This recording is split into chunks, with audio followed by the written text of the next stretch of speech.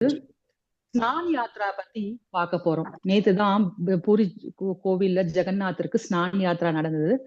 அத பத்தின சிறப்புகளும் பெருமைகளும் நம்ம இன்னைக்கு நம்ம பகுதியில முதல் பகுதியா பார்க்கலாம்.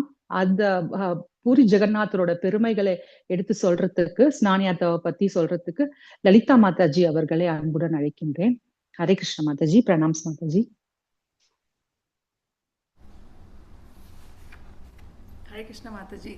என்னோட பிரணாம். என்னோட சவுண்ட் நல்லா கேட்குதுங்களா? ஓகே மாதாஜி. கேக்குது மாதாஜி. அன்பான அனைத்து பக்தர்களுக்கும் வணக்கம். ஸோ ஜெய் ஜெகநாத். எல்லாரும் எப்படி இருக்கீங்க?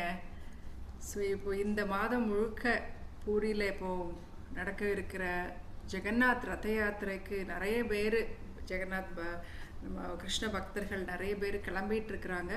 ஸோ இப்போ அக்ஷய திருத்தியை அன்னைக்கு அந்த ரதம் செய்ய ஆரம்பிக்கிறதா சொல்கிறாங்க இல்லையா? ஸோ அந்த வகையில் ரொம்ப ஒரு அற்புதமான ஒரு நிகழ்வு. பகவான் ஸ்ரீ கிருஷ்ணர் எப்படி ஜெகநாதராக இந்த பூமிக்கு தான் ஜெகநாதர் மட்டும் இல்லை, இந்த ஜெகத்துக்கே நாதர் மட்டும் இல்லை, எல்லோருக்கும் எப்படி ஒரு அந்யோன்யத்தையும் அன்பையும் கொடுக்கறதுக்கு அவரே வெளியில் வர்றாரு. இப்போ எல்லா கோயிலே மூல விக்கிரகம் வெளியில் வரமாட்டாங்க இல்லையா?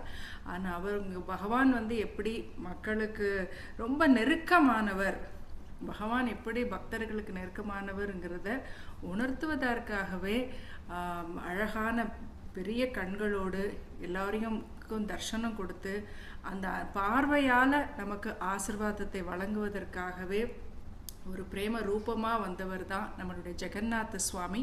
ஸோ அவங்க எப்படி இந்த பூமியில் மக்களுக்காக தோண்டினாங்க அப்படிங்கிறத ஒரு கதை இப்போ நேற்று ஸ்நான யாத்திரை நடந்திருக்கு. ஸோ இதை பகவான் தோன்றுவதற்கு அந்த ஒரு தோற்றத்தின் அந்த ஒரு அழகான கதையை பற்றி இன்றைக்கி நம்ம பார்க்கலாம். அப்போ ஒரு காலத்தில் இந்திரதும்ன மகாராஜா அப்படின்னு ஒருத்தங்க வாழ்ந்து வந்தாங்க. மிகப்பெரிய விஷ்ணு பக்தர், ரொம்ப பக்தி, விஷ்ணு பகவான் மேலே ரொம்ப பக்தி. அப்போ அவருக்கு ஒரு தீராத ஒரு ஆசை என்ன அப்படின்னா, பகவானை நேருக்கு நேர நம்ம பார்க்கணும் அப்படின்னுட்டு ஆசைப்படுறாரு.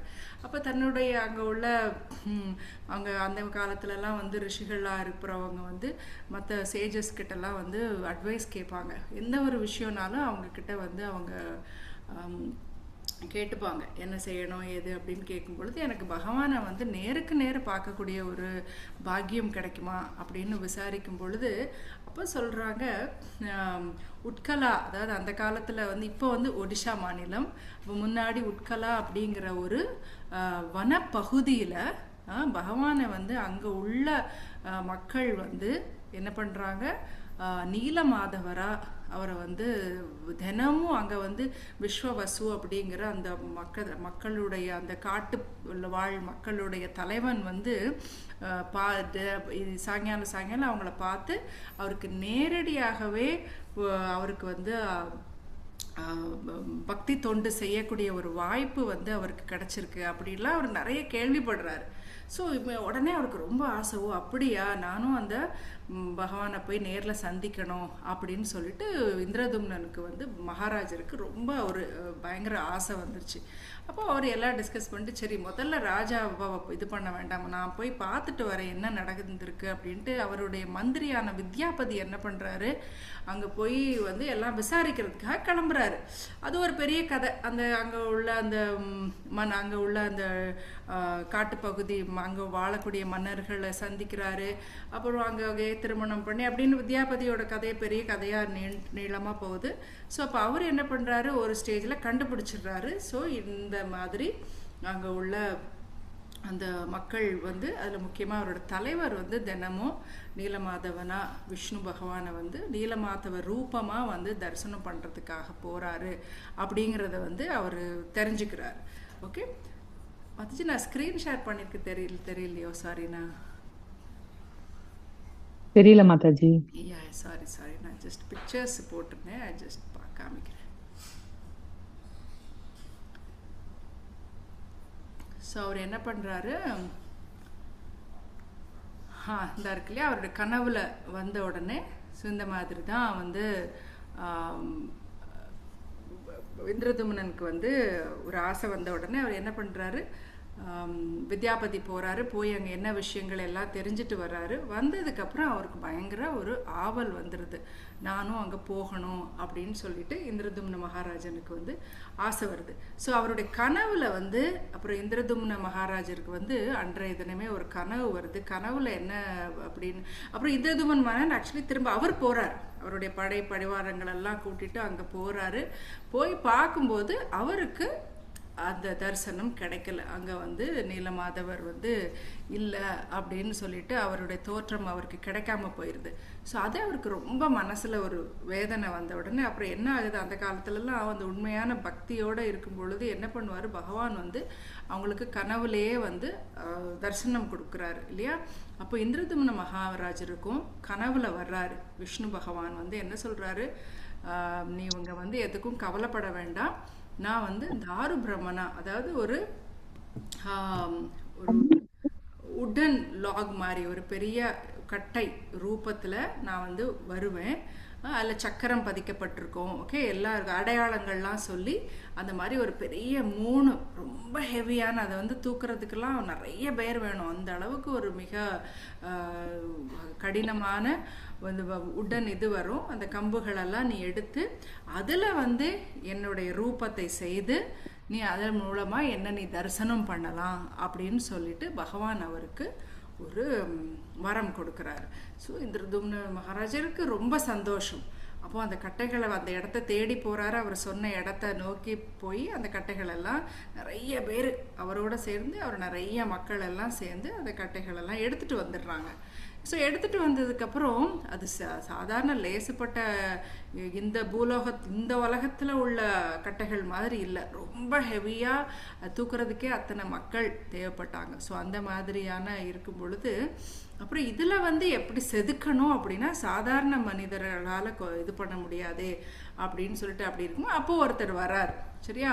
அப்போ அவர் வர்றவர் என்ன பண்ணுறாரு, பார்க்குறதுக்கு ரொம்ப ஒரு சிம்பிளான மனிதனாக இருக்கிறாரு. அவர் அந்த மனைவி குண்டிச்சாவும் இந்திரதும்னனும் கிட்டையும் சொல்கிறாரு, நான் செஞ்சு தர்றேன், நான் வந்து அதில் பகவானை வந்து வடிவம் பண்ணி தர்றேன் அப்படின்னு சொல்லும் பொழுது அப்புறம் அது யார் அப்படின்னா விஸ்வகர்மா வந்து ஸ்பிரிச்சுவல் வேர்ல்டில் வைகுண்டத்தில் அவர் என்னவா இருக்கிறாரு, அவர் வந்து அங்கே உள்ள ஒரு ஆர்கிடெக்ட், அங்கே வந்து இந்த வேலைகளெல்லாம் செய்கிறவர். ஸோ அவரே வந்து இந்த பூமியில் வந்து இது வேற ஒரு ரூபமாக எடுத்து வந்தார் அப்படின்ட்டு சொல்கிறாங்க.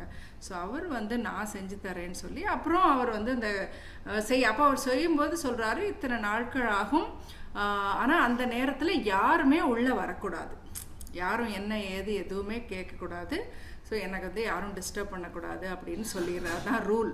அப்புறம் சரி அப்படின்னு சொல்லிட்டு ராணியும் ராஜாவும் சரி சொல்லிடுறாங்க. ஆனால் நாள் ஆக ஆக அவங்களுக்கு ஒரு பயங்கர ஒரு மனசில் ஒரு இது, எப்படி இது ஒரு டெய்லி சத்தமே கேட்கல, உள்ள என்ன ஒரு வேலை நடக்கிறது எதுவுமே கேட்கும்போது அப்போ திடீர்னு அவங்க ஒரு நாள் திறந்துடுறாங்க, அவர் மறைஞ்சிடுறாரு. எல்லாம் பாதி உருவமாக இருக்குது, பாதி கைகள் பாதி இது எல்லாமே கம்ப்ளீட் ஆகாமல் இருந்த உடனே ரொம்ப வருத்தப்பட்டு இந்திரதும்னர் வந்து சொல்கிறாரு, எனக்கு வந்து நான் என்னை மன்னிச்சிருங்க, நான் தெரியாமல் இது பண்ணிட்டேன் அப்படின்னு சொல்லும்போது பகவான் சொல்கிறாரு, இல்லை இதுதான் என்னுடைய விருப்பம், இது என்னுடைய விருப்பம், இது வந்து என்னுடைய ஒரு இன்கம்ப்ளீட் ஃபார்ம்னு நீ நினைக்காத, இதுதான் வந்து என்னுடைய எட்டர்னல் ஃபார்ம், நான் வந்து என்னுடைய ரூபமே இதுதான் அப்படின்னு சொல்லிட்டு அந்த ரூபத்துக்கான அந்த அழகான அந்த ரூபத்தை வந்து வழிபடலாம் அப்படின்னு சொல்லி அவர் வந்து சொல்லும் பொழுது அப்புறம் வந்து அப்போ இதுக்கு வந்து என்ன பண்ணுறாங்க, அப்போ மக்களுக்கும் இந்த பெரிய பாக்கியம் கிடைக்கணும் இல்லையா. ஸோ அந்த மாதிரி இந்திரதும்ன மகாராஜா ஒரு பெரிய அளவில் வந்து என்ன பண்ணுறாரு, அதுக்கு ஸ்நானம் எல்லாம் என்ன வழிபடுறதுக்கான தகுந்த வழியை நம்ம ஏற்படுத்தணும் அப்படிங்கிறதுக்காக ஸ்நானம் பண்ணுறதுக்காக அந்த பகவான் 3 பேரையும் பலதேவர் சுபத்ரா ஜெகநாதரை வந்து ஒரு ஸ்நான மண்டபம்னு அமைத்து அப்போ இதுக்கு வந்து நீர் அதுக்கு 108 குடங்களில் தங்க குடங்களில் ரொம்ப அதுவும் வந்து என்ன சொல்கிறாங்க அப்படின்னா மிருகங்கள் கூட தொடாத அளவுக்கு ரொம்ப புனிதமான அந்த நீர் எடுத்து அந்த காட்டு பகுதிகளில் ஓடக்கூடிய அந்த நீர்களை பக்குவமாக எடுத்து அதில் வந்து நிறைய மூலிகைகள்லாம் போட்டு அதை வந்து தயார்படுத்தி அப்புறம் அதை வந்து நல்லா கவர் பண்ணிடுறாங்களாம், துணியினால் கவர் பண்ணினா தன்னுடைய மூச்சு காற்று கூட பட்டு அதில் வந்து அசுத்தம் ஏற்படுத்திடக்கூடாது அப்படின்னு சொல்லிட்டு என்ன பண்ணுறாங்க, அழகாக அந்த 108 கலசங்கள்லையும் தண்ணீர் எடுத்து ரொம்ப அற்புதமாக அதை வந்து பகவானுக்கு வந்து ஸ்நானம் பண்ணுறாங்க. இப்போ நேற்று வந்து பகவான் இப்போ ஸ்நானம், இப்போ நேற்றுலாம் அது நடந்திருக்கும் எல்லா கோயில்கள்லையும் ரொம்ப பிரம்மாண்டமாக பண்ணாங்க. நம்ம மாயப்பூர்லலாம் பார்த்தோன்னா பக்தர்களுக்கே இது ஒரு பெரிய வாய்ப்பு, எல்லா டைம்லேயும் கிடைக்காது. ஆனால் இந்த நேரத்தில் நம்ம வெளியில் இருக்கிற எல்லாருமா போய் இளநீ ஊற்றுறாங்க, நிறைய விஷயங்கள் அவங்களால முடிந்த அளவுக்கு மூலிகை நீரால் பகவானுக்கு வந்து அபிஷேகம் பண்ணக்கூடிய ஒரு பெரும் பாக்கியம் வந்து கிடைக்குது பக்தர்களுக்கும். ஸோ அந்த மாதிரி பண்ணிட்டு அப்புறம் இது கோலாகலமாக எல்லாரையும் கூப்பிட்டு இந்திரதும்ன மகாராஜர் வந்து இதை ஏற்பாடு பண்ணுறாரு. பண்ணின உடனே என்ன ஆயிடுது, அப்படியே அத்தனை குடமாக குடிச்ச அந்த ஜோரில் நம்ம பகவானுக்கு வந்து காய்ச்சல் வந்துருச்சு. உண்மையிலே காய்ச்சல் வந்துருச்சு. இது வந்து ஆக்சுவலி டெஸ்ட் கூட பண்ணியிருக்காங்க. இப்போ ரீசெண்ட் டைம்ஸ்லாம் பார்த்தீங்கன்னா ஒருத்தர் வந்து அது எப்படி உண்மையிலே வந்து ஜுரம் வருமா அப்படின்லாம் சொல்லி ஒரு டாக்டர்லாம் போய் டச் பண்ணி பார்த்தா டெம்பரேச்சர் அவ்வளோ இருந்திருக்கு பகவானுக்கு.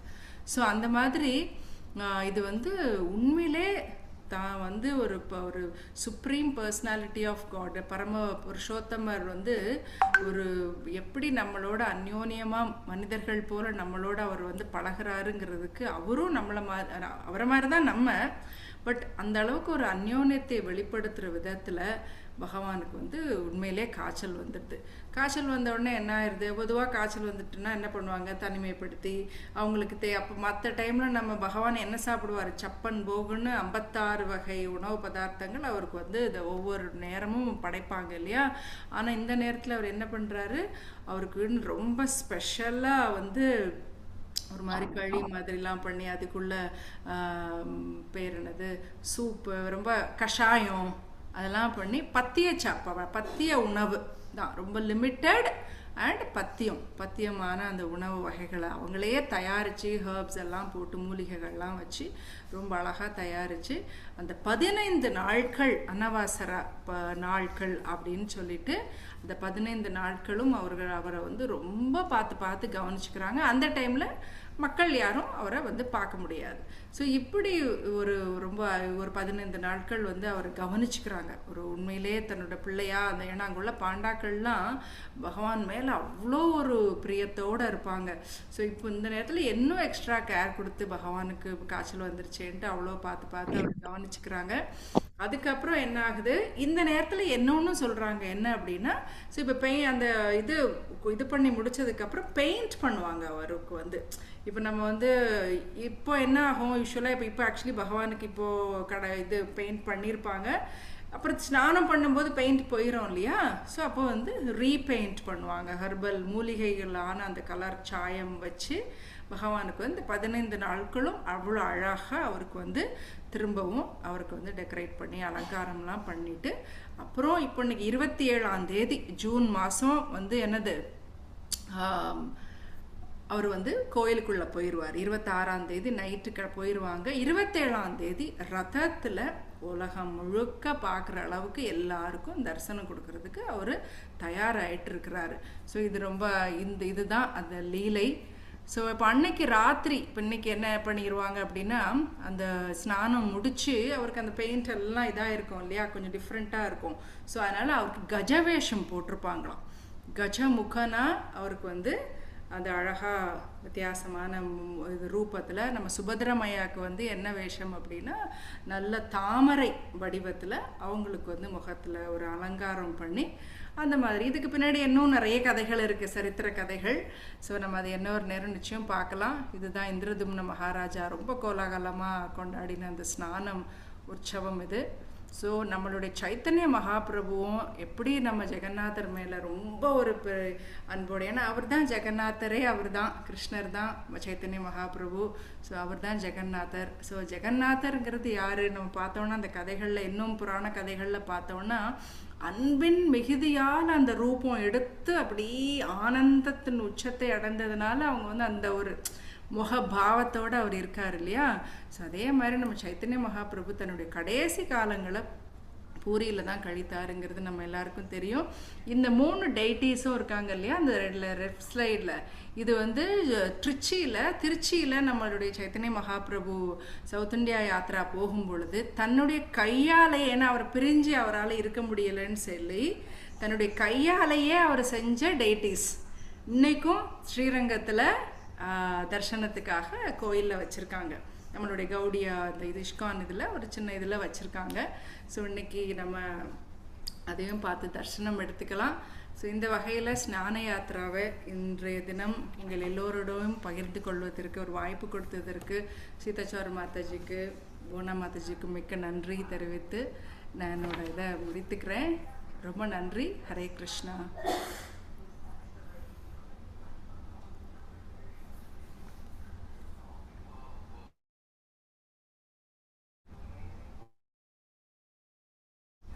ஹரே கிருஷ்ண மாதாஜி. சரி, ஸோ இப்போ நம்ம இது முடித்ததுக்கப்புறம் நம்ம இப்போது அடுத்த பகுதிக்கு போகலாம். சரியா? இப்போது நம்ம அடுத்த பகுதி வந்து என்னதுனாக்க, நம்மளுடைய பாகவத கதாமிர்தத்தில் நம்ம என்ன பார்த்துட்ருக்கோம், 6வது ஸ்கந்தத்தில் வித்ராசுரனுடைய அந்த சரித்திரம் எல்லாம் முடிஞ்சு இப்போ 7வது ஸ்கந்தத்துக்குள்ளே நம்ம நுழைஞ்சிருக்கோம். ஸோ இதில் நமக்கு வந்து இன்னைக்கு நரசிம்மருடைய சரித்திரம், ஸோ எப்படி அதை நம்ம பார்க்கலாம் அப்படின்னுட்டு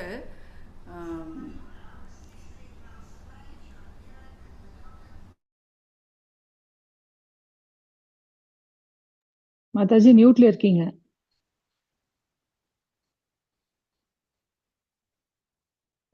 கேட்கல Mataji. Can you hear now?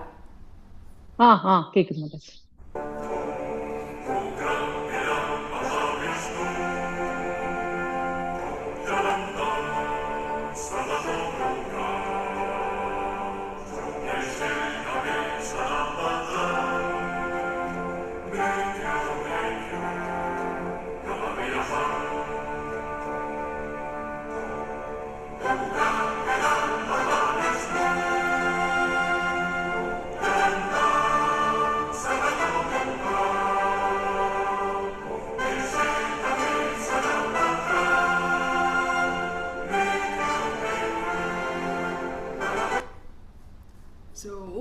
வீரம் மகாவிஷ்ணும் ஜ்வலந்தம் சர்வதோமுகம் நரசிம்ஹம் பீஷணம் பத்ரம் ரித்தும் நமாமிஹம்னு பகவான் நரசிம்மருடைய சரித்திரத்தை நமக்கு வந்து சொல்றதுக்காக நம்மளோட சீதாச்சாரு மாதாஜி அவர்கள் இணைந்திருக்கிறாங்க.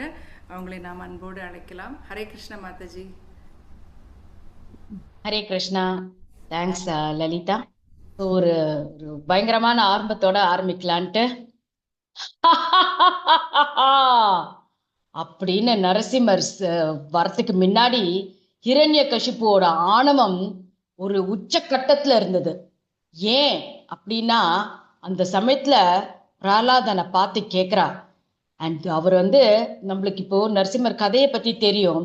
ஆனா இந்த சீன் இப்ப என்ன நினைக்க ஆக போறதுன்னா, இன்னியோடைய ஸ்லோகங்கள் என்னன்னா நரசிம்மருடைய அவதாரம் வரப்போறது.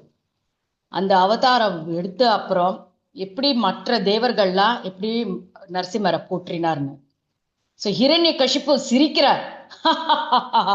என்ன உனக்கு என்ன ஆணவம் இருக்கு பிரகலாத், என்னோக்கு பையனா வந்து பிறந்திருக்கியே, இது எனக்கு என்னோட தைத்திய குலத்துக்கே நீ கேடு வளவிச்சுட்டியே, ஆணவம் உள்ளவனே, மிகவும் அறிவற்ற குடும்பத்தை இந்த மிகவும் அறிவற்றவனே, இந்த குடும்பத்தையே சீர்குலைத்தவனே, அப்படி இப்படின்னு பிரகலாத பல விதமா திட்டின்னு இருக்காரு. ஏன்னா எந்த விஷயத்திலயும் பிரகலாதன் வந்து மாறாம ஒரு விஷயத்த ஒண்டி அவ்வளவு சீரியஸா கடைபிடிச்சுட்டு இருந்தாருன்னா என்னன்னா அது பகவத்தின் நாமத்தை. பகவான் யாரு? ஓம் நமோ நாராயணாய, ஓம் நமோ நாராயணாய. எல்லா விஷயத்திலையும் கஷ்டப்படுத்துறாரு ஹிரண்ய கசிப்பு. ஆனா எந்த விஷயத்திலையும் நிகரற்ற ஒரு ஃபெய்த்தோட பகவான் நாமத்தையே சொல்லிந்து எல்லாத்தையும் ஜெயிச்சுட்டே வர்றார். அந்த மாதிரி ஒரு சமயத்துல இந்த ஹிரண்ய கஷிப்புக்கு பயங்கர கோவம் வருது. என்னடா யாருடா நீ? நான் வந்து எல்லாத்தையுமே ஒரு மூச்சு விட்டாலே உலகமும் ஈரேழு உலகமும் அப்படி பயந்துன்னு இருக்கும். ஆனா எனக்கு எதிர நீ நின்னுண்டு பயமில்லாத நிக்கிறியே, அந்த பயம் யாரு உனக்கு? அந்த பயமற்றத யாரு உனக்கு கொடுக்குறா? எனக்கு சொல்லு இப்போ, கமான், எனக்கு காமி, எங்க இருக்கா அந்த எனக்கு உள்ள உனக்குள்ள அந்த எதிரி எங்க ஒளிஞ்சுட்டு இருக்கா? உனக்கு அந்த பயத்தை கொடுக்காத உன்னை பயமற்றவனா இருக்கிறவன நீ எனக்கு காமி எனக்கு அப்படின்னு சொல்றச்ச, அப்பா இந்த பயமற்றதுன்றது உங்ககிட்ட இருந்தா வருது. ஆனா உங்ககிட்ட அந்த பயம் இல்லாத ஒரு தகுதி, ஒரு இந்த சக்தி வருதே, இதுக்கு மூல காரணமான பொருள் எல்லா இடத்துலயும் இருக்கா. பரவசத்தோட எல்லாருக்கும் ஆம்னி பொட்டன்ட் அப்படிங்கிறோம், எல்லா இடத்துலயும் பரவி இருக்கார் அப்படின்னு. ஏய் ராஸ்கல், சொல்லுடா, கமான், என்ன யாரு அது சொல்லு பாக்கலாம், எனக்கு காமி, இந்த இடத்துல இருக்கானா யார் அது? என்னோட வார்த்தைகளை நீ கொஞ்சம் கூட ஈடு கொடுக்க மாட்டேன்னா யாரோ உன்னை கிளப்பி விடுறா, யாரோ உன் மைண்ட கெடுக்கிறா, காமி எங்க இருக்கா எங்க அப்படின்னு சொல்லிட்டு தன்னோட பால் எடுத்து அந்த உட்கார்ந்து இருக்கிற ஒரு அந்த இது த்ரோன்ல இறங்கி வந்து அந்த காமி இந்த தூண்ல இருக்காரா அப்படி காமி அப்படின்னு சொல்றச்ச, பிரகலாத் அப்பா எல்லாத்தையும் பரவி இருக்கார், நீங்க வேணும் ஏன் இந்த தூண்ல இருப்பான்னு நீங்க சந்தேகம் பட்டேன்னா ஒரு சந்தேகமும் இல்ல, இந்த தூண்ல கூட இருப்பார், நீங்க பார்க்கலாம், நீங்க நினைச்சேன்னா இந்த தூண்லேன்னு அவர் வந்து உங்களுக்கு காட்சி கொடுப்பார் அப்படின்னு சொல்ற போக, அவர் என்ன பண்றார், பிரகலாத் அப்பா வந்து ஹிரண்ய கஷிப்பு, அப்படியா நீ என்ன ரொம்ப ஓவர் இன்டெலிஜென்ட், ரொம்ப ஸ்மார்ட்டா பேசுறேன்னு நினைப்போ, இன்னைக்கு உனக்கு யமராஜர் உன்னுடைய சாவு இன்னைக்கு என் கையில தான் அப்படின்னு ஒண்ணு. ஏன்னா நீ இந்த அறிவற்ற பேச்செல்லாம் பேசி என்னமா என்னால இதுக்கு மீண்டு போயிடுது, இதுக்கு மேல என்னால உன்னை இனிமே வச்சுக்க முடியாது, என் மகனா பிறந்தாலும் பரவாயில்ல, என் குலத்துக்கு நீ ரொம்ப ஒரு இழிவு ஏற்படுத்திருக்க, அதனால இன்னைக்கு உன் சாவு என் கையில. ஆனா உன்னை முடியறதுக்கு முன்னாடி உனக்குள்ள அந்த ஒளிஞ்சிட்டு இருக்கிற அந்த எதிரிய நான் பார்க்கணும், எங்க இருக்கா, இந்த இடத்துல இருக்கானா, எங்க இருக்கான் அப்படின்னு சொல்லி, இந்த இந்த ஸ்தம்பத்துல இருக்கானா, ஓகே அப்படின்னு சொல்லிட்டு தன்னோட வாள் எடுத்துன்னு இறங்கி வரார். தன்னுடைய ஆசிரமத்துல எங்க உட்கார்ந்து இருக்கிற இருப்பிடத்துல இறங்கி வந்து பாக்குறார், தன்னுடைய கைய அந்த ஃபிஸ்ட்ன்னு இருக்கா இல்லையா, அதால தூணை ஒரு இடிக்கிறார். அந்த சமயத்துல பயங்கரமா வருது ஒரு சத்தம், டப டப டப டபன்னு, யாராலும் எதிர்பார்க்க கூடாத ஒரு சத்தம். அந்த உலகத்துல இருந்து எல்லா தேவர்களும் பார்க்கிறார், உலகத்திலேருந்து இந்த பூலோகத்திலயும் சரி, அந்த கீழே இருக்கிற எல்லா லோகத்தில இருந்தும் இந்த சத்தத்தை கேட்ட உடனே ஒரு அற்புதமான சத்தம், எதிர்பார்க்காத அளவுக்கு ஒரு சத்தம் வரைச்ச அந்த தூணுலேன்னு வருதான். அந்த வர சமயத்துல எல்லாரும் நடுங்குறா, எங்கேருந்து வருது இந்த சத்தம், யாராதுலன்னு அப்படி எல்லாரும் திரும்பி ஹிரண்ய கஷிப்பு ஏதோ திரும்பி வேற ஏதோ லீலையில இறங்கிட்டாரோன்னு நினைச்சிட்டு பாக்குறார். ஹிரண்ய கஷிப்பும் அப்படியே ஒரு நடுங்கிண்டு எங்கேந்திர அந்த சத்தம் வருதுன்னு அந்த சமயத்துல அந்த ஸ்தம்பத்தை அப்படியே நீங்க எல்லாரும் இமேஜின் பண்ணணும், என்ன நடக்கிறது அந்த பெரிய அரண்மனையில பெரிய ஸ்தம்பத்துல திடீர்னு ஒரு சவுண்ட், அப்படியே எதிர்காதே பிளக்கிற மாதிரி, உடலே பிளக்கிற மாதிரி, ஹிருதயத்தையே பிளக்கிற மாதிரி ஒரு சவுண்ட் வரைச்ச, அப்படியே அந்த ஸ்தம்பத்திலேருந்து கிராக் அப்படியே ஒரு பிரிவு ஏற்படுறது, அப்படியே புகையா வருது. அந்த சமயத்துல ஒரு திடீர்னு ஒரு 1000 சூரியன்கள் உதிக்கிற மாதிரி ஒரு லைட் வருது. ஸோ எல்லா இடத்துலயும் சவுண்டு வருது, புகை வருது, ஒரு பெரிய ஒளி வருது. அந்த சமயத்துல அப்படியே மீண்டு போய் அப்படி பாக்குறார் ஹிரண்ய கஷிப்பு, அப்படியே பின்னாடி வாங்குறார். இந்த சமயத்துல அப்படி பிளந்து வர சமயத்துல அப்படியே ஒரு பெரிய உருவம், எதிர்பார்க்காத அளவுக்கு ஒரு உருவம் வருது, யாருக்கும் கூட தெரியல யாருடா இங்க வராரு, நம்மளுக்கு எதிர யாரு நிக்கிறான்னு பார்த்தா ஒரு அதிசயமான ஒரு உருவம் வந்து நிக்கிறது. எப்படின்னா அது பாதி மனுஷ ரூபத்திலையும் பாதி மிருக ரூபத்திலயும் இருக்கு. எந்த மாதிரி மிருகம், ஒரு ஆவேசமான மிருகத்தை ரூபத்துல வரார். அது என்னன்னா சிம்ம ரூபத்துல பகவான் வந்து தோன்றார்.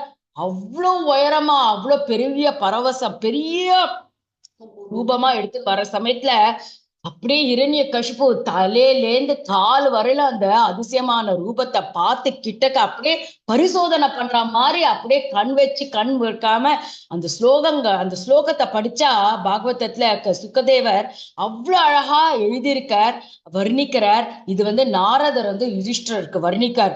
முமாம்சுமானஸ்ய சமுதீத கக்ரதோ நிருசிம்ம ரூபஸ்ததஹம் பயானகம் பிரதாப சாமாகர சண்டலோச்சனம் ஸ்புரத் சதா கேசர ஜும்பிரிதானனம். சோ அந்த 7வது ஸ்கந்தத்துல 8வது சாப்டர்ல 19வது ஸ்லோகங்கள் எழுதியிருக்கு. If Lalitha has the ability, நீங்க உங்களுக்கு தமிழ்ல கிடைச்சதுன்னா நீங்க அத ஸ்பாட்லைட் பண்ணலாம்.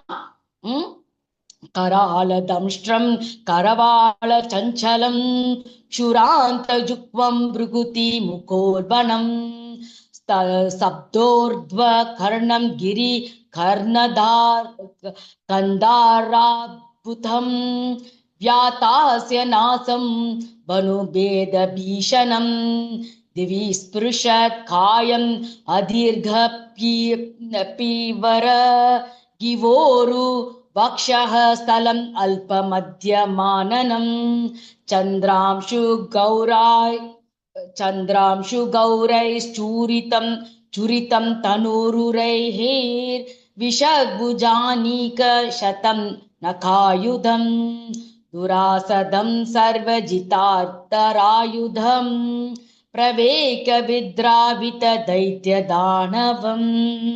அப்படின்னு பகவான வர்ணிக்க பாக்குற இரண்யகசிபு, யார் இந்த அற்புத ரூபம், யார் இந்த ரூபம், அந்த ரூபம் எப்படி இருந்ததுன்னா அவருடைய கண்கள் அப்படியே ஜுவாலம் மாதிரி ஏதோ ஒரு ஃபாரஸ்ட் ஃபயர் பத்தின்னு எரியற அளவுக்கு ஒரு பெரிய கண்ணு அப்படியே ரெட் கலர்ல அப்படி ஜுவலிக்கிறதாம் அவருடைய ஹோல் ரூபம். சிங்கம்னாலே ஒரு கோல்டன் கலர்ல இருக்கும், ஆனா அவருடைய உடல் அப்படியே ஒரு வடிகட்டின கோல்டு, அப்படியே ஓடுற இந்த லிக்விட் கோல்டுங்கிறாலும் அந்த மாதிரி இருக்கான். அவருடைய பிடரி மயிர் அப்படியே ஜுவலிக்கிறதா, அப்படியே என்ன சொல்றது, ஒரு கண்ணு கூசும். இந்த நம்ம ஒரு மிரரை வெயில்ல காமிச்சோன்னா எப்படி நம்ம அந்த அந்த கண்ணு கூசுற அளவுக்கு அந்த ரிஃப்ளெக்ஷன் இருக்குமோ, அவரோட பிடரி மயிர் அப்படி கண்கள்லாம் கூசுறதாம். அப்புறம் என்ன, அவருடைய பற்கள் எப்படி இருந்ததுன்னா அப்படியே அவ்வளோ பெருசு, சிம்ம பல்லும்பமே, அந்த பல்லெல்லாம் நம்ம எல்லாரும் போட்டுப்பா இது இல்லையா, அந்த மாதிரி ஒரு பல்லு, அந்த மாதிரி அந்த பல்லு அப்படி எப்படின்னா அவ்வளோ ஷார்ப்பா இருக்குமா, அவ்வளோ ஜுவலிக்கிற மாதிரி இருக்கும். இதை யாராவது படிச்சானா சூப்பரா இருக்கும். மாதாஜி படிக்கிறீங்களா நீங்க? அது தமிழ் வழக்கத்தை அப்படியே எக்ஸ்பிரஷனோட படிச்சா நன்னா இருக்கும். வேற யா படிக்கிறீங்களா மொழிபெயர்ப்ப? ஹரே கிருஷ்ண மாஸ்டர்.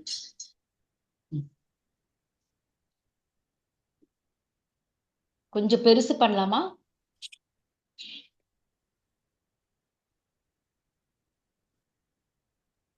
ஹரே கிருஷ்ணா மாதாஜி. யா படிங்க ஒரு மொழி படி. எஸ் மாதாஜி. தன் முன் நிற்கும் நரசிம்ம ரூபம் யாராக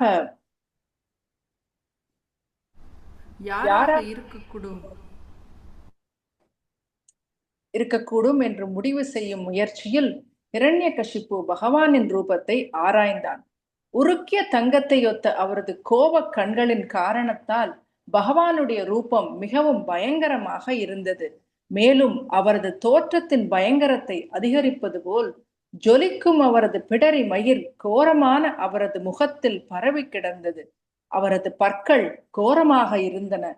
கத்தி மேல் கூர்மையான அவரது நாக்கு சுழலும் வாழ் போல் அசைந்தாடியது.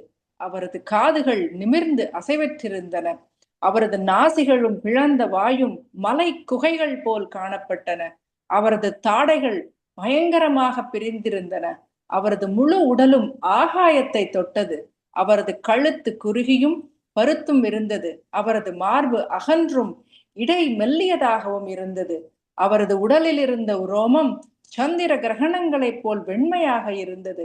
படை அணிகளைப் போலிருந்த அவரது கைகளில் சங்கு, சக்கரம், கதை, தாமரை முதலான இயற்கையான ஆயுதங்கள் இருந்தன. அசுரர்களையும் கயவர்களையும் நாஸ்திகர்களையும் அவர் கொல்லும் பொழுது அவரது கைகள் எல்லா திசைகளிலும் பரவி கிடந்தன. ரொம்ப அழகா படிச்சீங்க. நமஸ்தே நரசிம்ஹாயா பிரஹ்லாதலாத தாயினி.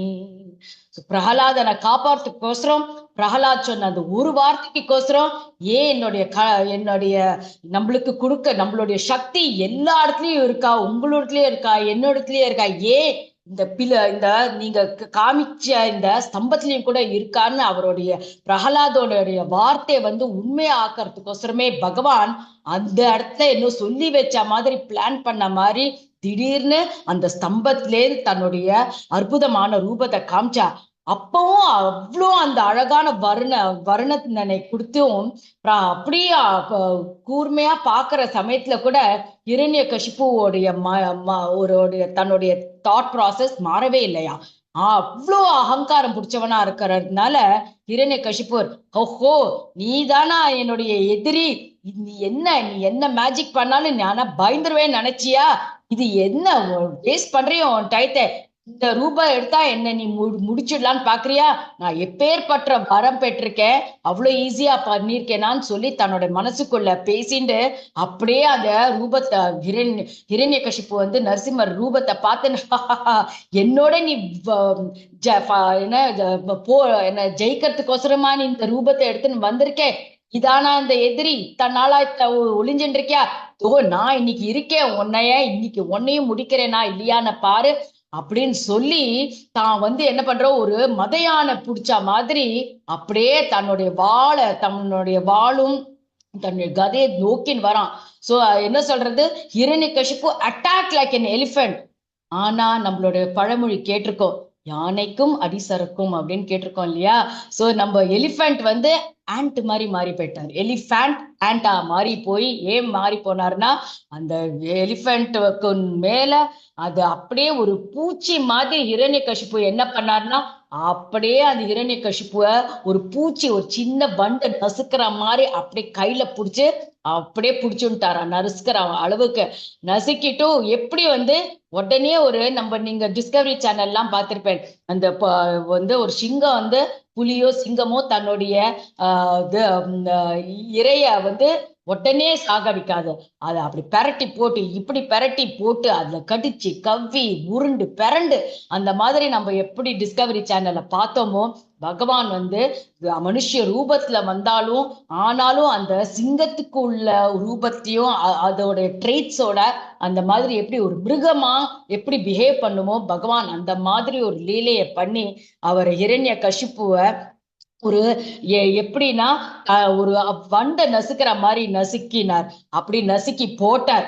அப்படியே மயங்கி கடந்த ஹிரண்யகசிபு திரும்பி எழுந்து, உன்னை இன்னைக்கு என்னவா இருந்தாலும் நான் இவ்வளவு சக்தி கேட்டிருக்கேன், இத்தனை வரன் கேட்டிருக்கேன் பிரம்மர் கிட்டேன்னு, அவ்வளவு ஈஸியா என்னை முடிக்க முடியுமா அப்படின்னு திரும்பி அந்த ஆணவத்தோட எழுந்து அட்டாக் பண்ண வராராம். அந்த சமயத்துல தான் என்ன பண்றார், அவர் உட்கார்ந்து இருக்கிற அந்த சமயத்துல ஹிரண்யகசிபு அப்படியே அந்த ஜுவாலைய பாக்குறச்சு அவரால் தாங்க முடியலையா. அதனால கண்ணை மூடின்னு அப்படியே கோவத்தோட பகவான் நரசிம்மர் அந்த சமயத்துல என்ன கோவம் ஜாஸ்தி ஆகி கர்ஜனை பண்றார். எல்லா தேவர்களும் பார்த்துட்டு இருக்காரு, என்னடா அது எங்கேயாவது பூகோளம் வந்துடுத்தா, இல்ல வால்கான வெடிச்சு விடுத்தா, இல்லைன்னா எர்த்குவேக் தான் இருக்கா அப்படின்னு சொல்லி அவளால அந்த சத்தம் தாங்க முடியாம எல்லாரும் பார்த்துட்டு இருக்கா என்ன நடக்கிறது இந்த ஹிரண்யகசிபுவோட அப்படின்னு பாக்குறச்சே நரசிம்மர் என்ன பண்றார், எப்படியோ ஒரு கருடன் ஒரு பாம்பை எப்படி கவ்வுறாரோ அந்த மாதிரி கவ்வி தூக்கி மேல ஒரு வாட்டி வீசுறாராம், கீழே தரையில ஒரு வாட்டி வீசுறாராம். அந்த மாதிரி ஒரு நிலைமை பண்றச்சே எல்லாரும் அவர் ஒளிஞ்சுன்றதால, ஏன்னா இந்த நாள ஹிரண்யகசிபுவோட அவருடைய அந்த கொடுமை தாங்க முடியாம அவர் பண்ற அட்டுழியத்தெல்லாம் அந்த ராட்சச லீலைகள்லாம் தாங்க முடியாம எல்லா நல்ல அசுர எல்லா தேவர்களும் நம்ம சித்தர்களும் ரிஷிகளும் ஒளிஞ்சுட்டு இருந்தவா எல்லாரும் அவர் இருப்பிட எடுத்து என்ன நடக்கிறது ஒண்ணு புரியவே இல்லையே அப்படின்னு சொல்லி ஒரு பயந்துன்னு வெளியில வச்சு பாக்குறா. இந்த சமயத்துல இந்த மாதிரி ஒரு பெரிய அற்புதமான விஷயம் நடக்கிறது. சோ அந்த சமயத்துல அப்படியும் அவர் வந்து ஹிரண்யகசிப்பு வந்து சண்டை நடக்கிறது அவ்வளவு லேஸ்ல வந்து ஒரு சும்மா ஒரு விளையாட்டு பையன் மாதிரி நரசிம்மர் வந்து அப்ப ஒரு 2 அடியும் வாங்கிக்கிறாராம், ஒரு 4 உதையும் குடிக்கிறாராம். அதே சமயத்துல அவர் வந்து இப்ப நீங்க பாத்தீங்கன்னா ஒரு ஷீல்டு வச்சுட்டு இருக்காரு. ஒரு அப்படியும் வந்து ஹிரண்யகசிப்பு வந்து அந்த அவருடைய பாதுகாப்பை வச்சுட்டு கவச்சத்தை வச்சுட்டு சண்டை போடுறதுக்கும் 2 பேருக்கும் ஒரு நல்ல சண்டை நடக்கிற சமயத்துல நரசிம்மர் பார்த்து ஒரு சிரிச்சு அவர் வானக்கும் கீழைக்கும் எப்படி ஒரு வந்து கருடன் வந்து பாம்பை எப்படி கடிச்சு தூக்கி போடுற அளவுக்கு நரசிம்மர் என்ன பண்ணார், நேரா அவர் அப்படியே கண்ணை மூடி, நம்ம ரோலர் கோஸ்டர்ல போனா பயம் அப்படி தலைகீழ சுத்தி தூக்கி எப்படி போறச்சா நம்ம கண்ணை மூடின்னு எப்படி கத்துவோம், அந்த மாதிரி ஒரு நிலைமை இருந்தது. சோ என்ன ஆச்சு, ஹிரண்யகசிப்புவும் கண்ணை மூடின்ட்டாரா, அவரால் பார்க்க முடியல, என்னடா நம்மள ரோலர் கோஸ்டர் ரைட்ல போயிட்டு இருக்கோமே அப்படின்னு சொல்லிட்டு கண்ணை மூடுற நேரத்துல திடீர்னு முழிச்சு பாக்குறார். தன்னுடைய ஹிரண்யகசிப்பு வந்து அவருடைய நரசிம்மருடைய மடியில படுத்துட்டு இருக்கார். இப்படி பாக்குற நேரத்துல அந்த பயத்துல அப்படியே நடுங்கிட்டு இருக்கிற சமயத்துல அப்படியே பகவான் வந்து இந்த வாசப்படியில அரண்மனை வாசப்படியில வச்சு அப்படியே தன்னுடைய கைகளால ஒரு கொத்தி அப்படியே அவருடைய வயிற்றை பிளந்து அவருடைய ஹிருதயத்தை தூக்கி போட்டு உள்ள இருக்கிற குடலெல்லாம் எடுத்து போட்டு மாலையா போட்டு அவர் பிடரி மயிரெல்லாம் அப்படியே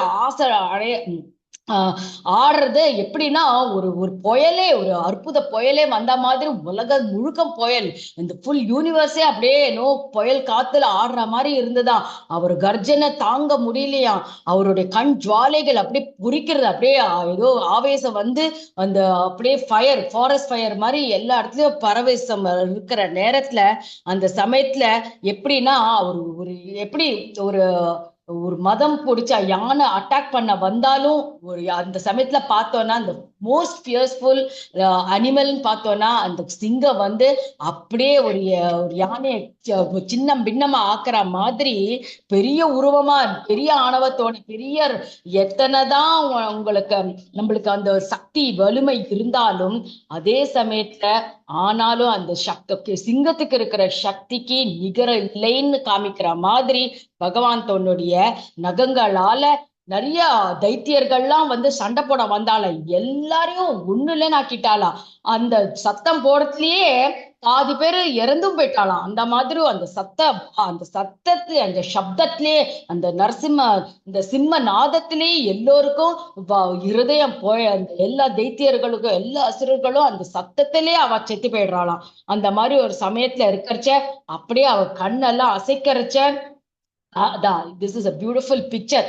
இதெல்லாம் பிரபுபாத் வந்து இந்த இத்தாலிய மக்களுக்கு டிவோட்டிஸ்க்கு அவர் கதை ரூபத்துல சொல்றச்ச அவர் என்ன வர்ணனை, அவளுக்கு படிக்க தெரியாத பாகவதம் என்னன்னு தெரியாது, ஆனா இந்த மாதிரி ஒரு இந்த மாதிரி பகவான் தோன்றினார் அப்படின்னு அவர் வர்ணனை கொடுக்கறத வச்சுட்டு அவ வரைஞ்சிருக்கானா என்ன அற்புதமான அவளுடைய ஒரு நம்பிக்கை இருந்தது குரு மேல, அவரோட வர்ணனை மேல பூர்ண ஒரு கான்சென்ட்ரேஷன் ஃபோக்கஸ் கொடுத்து அவ்வளவு அழகா அவ வரைஞ்சு கொடுத்துருக்கா நம்மளுக்கு. இதெல்லாம் நம்மளுக்கு அது வந்து நிஜமாவே நடந்த ரூபம் மாதிரி நம்ம கண் முன்னாடி வந்து நிக்கிறது. அப்ப என்ன ஆறுது, எல்லாம் அந்த தன்னுடைய அப்படியே பகவான் வந்து அந்த கோவத்துல அப்படியே தன்னுடைய தலையை ஆட்டுறது உலகமே நடுங்கிறதான், எல்லாம் தலைகீழ போறதான், எல்லா பிளானட்ஸும் அங்கெங்கயும் நகருதான். நம்ம நினைச்சுட்டு இருக்கோம் பிளானட் எல்லாம் அதே ஆர்பிட்ல சுத்துறதுன்னு, ஆனா அந்த அவர் உடம்ப சிலுக்கிறதும் அவருடைய பிடரி மயிரையும் அப்படி அந்த அசையறதும் அவர் தலைய அசைக்கிறதும் அது என்ன ஆறுது, அப்படியே உலகமே எல்லாம் தலைகீழ போயிட்டு இருக்கா, சுத்தின்னு இருக்கா. சோ அதனால என்ன ஆயிட்டு இருக்கு, எல்லாரும் என்ன பண்றதுன்னு புரியாம பகவானுடைய அந்த கோப ரூபத்தை பாக்கறச்ச எல்லாரும் அப்படியே நடுங்கின்னு நின்று இருக்காளா. அண்ட் எல்லா தேவர்களும் ஒரு தன்னுடைய தாழ்மையான ஒரு பக்தியும் அந்த பயத்தோட வந்து பகவானுக்கு எதிர நிக்கிறச்ச அப்புறம் என்ன ஆறுது, அப்ப எல்லா தேவர்களும் லக்ஷ்மி தேவியும் வந்து அங்க நிக்கிறாரு. சோ அண்ட் என்ன பகவான் எப்படியோ நம்ம வந்து சாந்தப்படுத்தணுமேன்னு சொல்லி தேவர் லோகத்திலேருந்து நிறைய சொரியறதா, மழையா சொரியறதா. ஆனாலும் பகவானுடைய திருப்திய படுத்த முடியாத அளவுக்கு ஒண்ணுமே பண்ண முடியாதுலையே, எப்படி பகவானை நம்ம பண்றதுன்னு சொல்லி எல்லா லோகத்துல இருந்தும் எல்லாருமே வந்து அவ வந்து ஸ்தோத்திரம் பண்ண ஆரம்பிச்சிட்டாளாம். அந்த சமயத்துல பண்றச்ச ஒவ்வொருத்தர் பிரம்மா வந்து ஆரம்பிக்கிறாராம். பகவானே, உங்க கோவத்தை அடக்குங்க, இந்த அற்புத ரூபத்தை எங்களுக்கு காமிச்சு கொடுத்தேலே, நாங்க எவ்வளோ இந்த மாதிரி ஒரு அற்புத ரூபத்துல வந்து நக்கம் அத்புத ஸ்ருங்கம் அப்படின்னு நம்ம பாடுறோம் இல்லையா, அந்த மாதிரி ஒரு ரூபத்துல வந்து இந்த மடிய முடியாத இந்த ஒரு பெரிய அசுரனையே விதர்ச்சிட்டேலே அப்படின்னு சொல்லி எல்லா தேவர்களும் அவ எப்படி அவளால போற்ற முடியுமோ பகவானை போற்றார். இந்த ரூபத்துல இந்த ஸ்பெசிபிக்லி இப்ப இந்த அவதாரத்துல பார்த்தோம்னா எல்லாரும் அவ ஸ்லோகத்தை சொல்றத ரொம்ப அழகா வெளிப்படுத்தி இருக்கார் சுகதேவர் கோஸ்வாமி. பாக்கி அவதாரம் எல்லாம் பார்த்தோன்னா தேவர்கள் எல்லாம் பூமழை சொரிஞ்சா, எல்லாரும் வேண்டினார் அப்படின்னு கதை முடிஞ்சுடுதா. ஆனா இந்த சாப்டர்ல வந்து பார்த்தோம்னா தேவர்கள்லாம் ஒவ்வொருத்தரும் வந்து சொல்றாருன்னா அவ்வளவு கொடுமைப்படுத்தி இருக்கார் ஹிரண்யகசிப்பு. ஏன்னா ஒவ்வொருத்தரும் விட்டு வைக்கலையா, சித்தர்களாகட்டும், கிங்கரர்களாகட்டும், பூலோகத்துல இல்லைன்னா அந்த அசுர லோகத்துல இருந்தாலும் எல்லாரும் யாரு நல்லவாள் அப்படின்னு நினைச்சுட்டு இருந்தாலும் அத்தனை பேரும் தான் வந்து அவ்வளோ, ஏன் பித்ருலோகத்துல போய் கூட அந்த எல்லாரையும் வந்து அவ்வளவு கொடுமைப்படுத்தியிருக்கார் ஹிரண்யகசிப்பு. சும்மா எல்லாரையும் ஆட்டி வச்சிருக்கார்.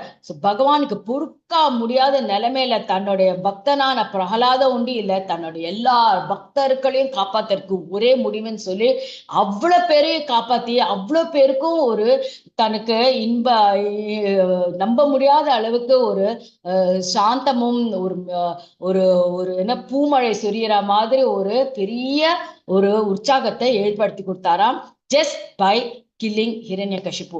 அந்த மாதிரி சொல்றச்ச பிரம்மா வந்து ரொம்ப அழகா அவருடைய ஒரு பிரார்த்தனைய பகவான கிட்ட சொல்றார். அந்த பிரார்த்தனை தான் இன்னைக்கு நான் எல்லா பிரார்த்தனையும் இன்னைக்கு படிக்க போறது இல்ல, ரெண்டே தான், பிரம்மரோடையும் சிவனோட பிரார்த்தனையும் வந்து நம்ம படிப்போம். அதுக்கப்புறம் இன்னைக்கு அதை படிச்சுட்டு, சின்ஸ் பகவான் வந்து பிரார்த்தனை மூலமா அவர் வந்து அவரோட கோவத்தை அடைக்கிறதுக்கோசரம் பண்றதுனால நம்ம இந்த 2 பிரார்த்தனையும் படிச்சுட்டு நமஸ்தே நரசிம்மாய ஆர்த்தி காமிக்க போறோம். எல்லாரும் பாருங்கோ, தரிசனம் பாருங்கோ. நம்மளுடைய இங்க தாமோதர் தேஷ்ல இருக்கிற டெய்டி நரசிம்மர் டெய்டி மாதாஜி, பல்லவி மாதாஜி அதுல இருக்கா. அவங்க வந்து அவ டெய்டியை காமிச்சு ஆர்த்தி பண்ணுவா. நம்ம எல்லாரும் பிரார்த்தனை பண்ணிட்டு இந்த மாதிரி என்ன மாதிரி கஷ்டங்களா இருந்தாலும், என்ன மாதிரி இடையூறுகள் இருந்தாலும், நம்மளோட நரசிம்மர் அந்த உக்ர ரூபத்துல இருந்தாலும் அவ்வளவு அழகா இருந்தாராம், அவ்வளவு பியூட்டிஃபுல்லா இருந்தாலாம். ஆனாலும் எல்லாருமே கொஞ்சம் பயந்த நிலையில போற்றினார்கள் பகவானை. போற்றிட்டோ அதுக்கப்புறம் பிரகலாதர் தான் கடைசியில பகவானை சாந்தம் பண்ணார். ஏன்னா லக்ஷ்மி தன்னுடைய அன்பு மனைவியான லக்ஷ்மி கூட பகவான் கிட்ட போலியா, நான் அவ்வளவு கோவத்துல பரவசத்துல இருந்தேன். ஏன்னா பகவான் வந்து பக்த வத்சலன் பேரு. ஏன் எந்த ரூபத்திலயும் பக்தனை நம்ம நிந்தனம் பண்ணினோம்னா பகவானுக்கு அதுதான் பொறுக்க முடியாத ஒரு, பகவானுக்கு சாதாரண கோபம்னு வரக்கூடாதுதான். ஆனா ஒரு பக்தனை நம்ம நிந்தனை பண்ணிடணும்னா, ஒரு பக்தனை குறைச்சலா பேசினோம்னா அந்த பகவானுக்கு துளி கூட நம்ம என்னதான் நல்ல காரியம் பண்ணினாலும் தன்னுடைய பக்தனை நம்ம யாருமே, அதுனா வைஷ்ணவா எட்டிகேட் அப்படிம்போம், ஒரு வைஷ்ணவ நிந்தனம் பண்ணவே கூடாது. எந்த மாதிரி ஆனாலும் அவங்க எல்லாருமே பெர்ஃபெக்ட் இல்லை, ஆனாலும் அவ வந்து பகவானை போற்றின மக்களை நம்ம என்னைக்குமே குறைச்சோ தாழ்மையோ ஒரு கொடுமைப்படுத்தக்கூடாது, கெட்ட வார்த்தைகளால பேசக்கூடாது, அவளை பத்தி தப்பாவும் நினைக்க கூடாதுன்றது இந்த கதை இந்த நரசிம்மர் அவதாரத்தின் மூலமா நம்மளுக்கு கிடைச்சது. சோ பிரம்மர் என்ன எப்படி வந்து பகவானை ஸ்தோத்திரம் பண்றான்றது நம்ம இன்னைக்கு பார்க்கலாம். ஸ்ரீ பிரம்மோவாச்ச நதோஸ்மி அனந்தாய துரந்த சக்தயே விசித்திர வீர்யாய பவித்ர கர்மணே விஸ்வஸ்ய சர்க ஸ்திதி சம்யமாம் குணைஹி ஸ்வலீலயா சந்தததே அவ்யயாத்மனே. ஸோ நம்ம படிச்சுட்டா போறோம். அடுத்த வாரம் நம்ம பாக்கி ஸ்லோகங்கள்லாம் படிக்கலாம். இதை வந்து மொழிபெயர்ப்ப நான் மாதாஜி யாரையா ரெக்வெஸ்ட் பண்றேன் படிக்கிறதுக்கு. ஹரே கிருஷ்ணா மாதாஜி. மொழிபெயர்ப்பு. பிரம்மதேவர் பின்வருமாறு துதித்தார். பகவானே, தாங்கள் எல்லையற்றவர், முடிவற்ற சக்திகளை உடையவர். தங்களுடைய செயல்கள் பௌதீக சக்தியினால் மாசடைவதே இல்லை என்பதால் தங்களுடைய வீரியத்தையும் அற்புதமான ஆதிக்கத்தையும் யாராலும் கணக்கிட முடியாது. பௌதீக குணங்களின் வாயிலாக தாங்கள் மிக சுலபமாக பிரபஞ்சத்தை படைத்து காத்து அழிக்கிறீர்கள் என்றாலும் ஒரு குறைவும் இன்றி அப்படியே இருக்கிறீர்கள். ஆகவே தங்களுக்கு எனது பணிவான வணக்கங்களை நான் சமர்ப்பிக்கிறேன். ஹரே கிருஷ்ணா. தேங்க்யூ மாதாஜி. தேங்க்யூ. சோ பிரம்மர் என்ன சொல்றாருன்னா, இது main part of the shloka என்னன்னா, நடந்த சம்பவம் என்னமோ ரொம்ப கொடுமையா இருக்கிற மாதிரி இருக்கும். ஆனா நம்ம பக்தர்கள் நம்ம பகவானுடைய ஒவ்வொரு லீலையும் இந்த மெட்டீரியல் குவாலிட்டிஸ்க்கு அப்பாற்பட்டவை. ஓகே, பௌதிக குணங்களுக்கு அப்பாற்பட்டவை. சோ அவர் எது பண்ணாலும் கொடுமையா இருக்கிற மாதிரி இருந்தாலும், ஆனா அவர் என்ன பண்ணினார்னா, ஒரு அசுரனை எப்படி எல்லாரையும் உலகத்தையே வச்ச இந்த அசுரனை எவ்வளவு ஈஸியா வதம் பண்ணார். அவர் எதிர்பார்க்காத அளவுக்கு வந்து அதே சமயத்துல பக்தனை தன் பிரகலாதனை கொடுமைப்படுத்தின, என்னோட பக்தனியா நீ கொடுமைப்படுத்தின, நான் இருக்கேன் அவனை காப்பாத்துறதுன்னு காமிக்கிறதுக்கோசரம் பக்தன் வந்து ஒரு இன்றியமையாத ரூபத்துல வந்து வந்து காப்பாத்தினதுனால அப்படியே பிரம்மா வந்து அவர் பண்ண ஒரு சின்ன தப்பால ஒரு பெரிய விளைவே வந்துடுது. அதனாலதான் அந்த பகவான் பிரார்த்தனையே பிரம்ம மூலமா ஆரம்பிச்சிச்சு. ஏன்னா பிரம்மா தானே இந்த ஒரு மாதிரி கன்ஃபியூஸ்டு வரன் எல்லாம் கேட்கறச்ச பிரம்மா சரி ஓகே தத்தாஸ்துன்னு கொடுத்துடுறாரு. ஆனா அவர் கன்ஃபியூஸ் ஆகல. இந்த மாதிரி ஒரு அவதாரம் வரணும்ன்ற ஒரு காலகட்டத்தினால பகவான் வந்து பிரம்மர் வந்து இந்த மாதிரி ஒரு வரன் போக பகவான் அவ்வளவு அழகா இன்றியமையாத ஒரு பியூட்டிஃபுல்லான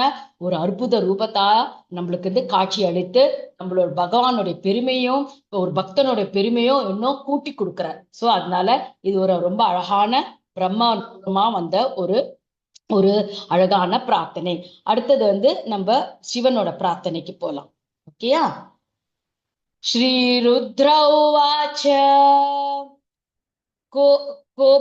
कोपकालो युगान्तस्ते हतोऽयम् असुरूल्पकः तत्सुतं पाह्युपश्रुतं भक्तं ते भक्तवत्सलः. மொழிபெயர்ப்பு. மொழிபெயர்ப்பு வழங்குவர் ஸ்ரீல பிரபுபாத் கி ஜெய்.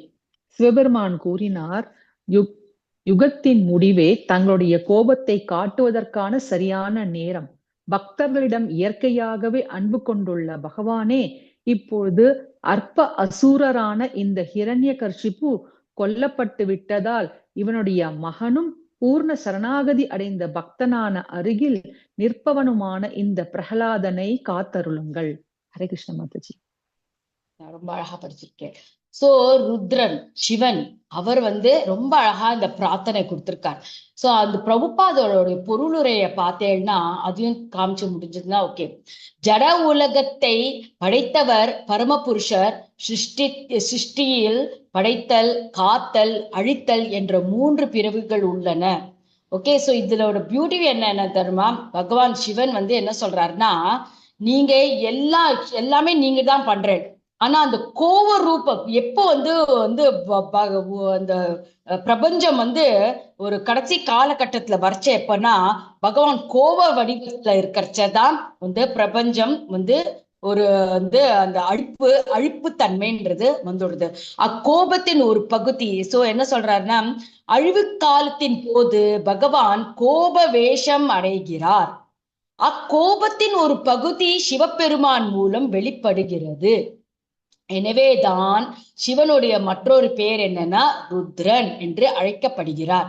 சோ இது வந்து ரொம்ப முக்கியமான விஷயம். என்னன்னா இந்த சமயத்துல அந்த எப்பன்னா இது பகவான் வந்து கோவ வேஷத்துல இருக்காரோன்னு அப்போ சோ எல்லாரும் நினைச்சுன்றா, ஓஹோ பிரபஞ்சம் வந்துடுத்து, அழிவு காலம் வந்துடுத்துன்னு நினைச்சு இன்னைக்கு இந்த யுகம் முடிஞ்சிட போறதுன்ற நிலைமையில வரைச்ச. அப்போ அந்த சமயத்துல அந்த கோப பரவச. ஆனா ருத்ரன் சொல்றார், உங்களுடைய அழகு என்ன, கோபமும் அழகுதான். ஆனா அந்த ஒரு சூப்பர் கோபம் வரைச்ச நான் உங்களுக்கு அந்த சமயத்துல சேவை செய்யறதுக்கு எனக்கு ஒரு பாக்கியம் கிடைச்சதுன்னு சொல்லி, இதே சமயத்துல அந்த பகவான் அந்த கோபத்தின் உச்ச நிலையில இருக்கிறச்ச சிவபெருமானே வந்து அந்த பகவானுடைய கோப ரூபம் மூலமாக வந்து வந்து ஹிரண்யகசிபுவை வதம் பண்றாருன்ற அளவுக்கு இந்த புருளுரையில கொடுத்திருக்கு.